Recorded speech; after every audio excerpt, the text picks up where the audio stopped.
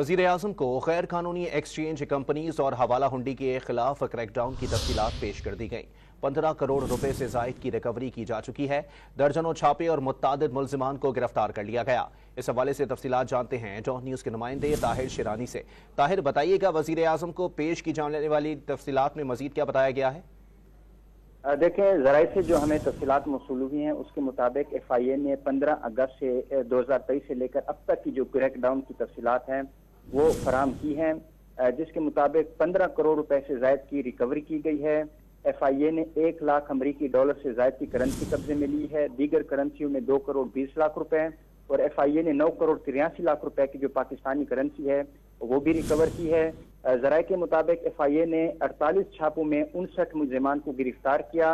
Crackdown में अब तक 48 FIR दर्ज करवाई गई हैं। FIA ने 11 इंक्वायरीज दर्ज की और इनमें से 11 को केसेस में तब्दील किया गया है। और जो FIA की जानिब से गैर कानूनी एक्सचेंज कंपनीज हैं, हवाला हुंडी हैं, उनके खिलाफ जो क्रैकडाउन है उनकी तफसीलात वज़ीर-ए-आज़म को पेश की गई हैं। और वज़ीर-ए-आज़म ने ये हिदायत की है कि जो भी गैर कानूनी फॉरेन एक्सचेंज कंपनीज हैं या हवाला हुंडी का काम करने वाले एहलकार हैं उनके खिलाफ कार्रवाइयाँ मजीद तेज की जाएँ। बहुत शुक्रिया ताहिर शिरानी अपडेट करने के लिए।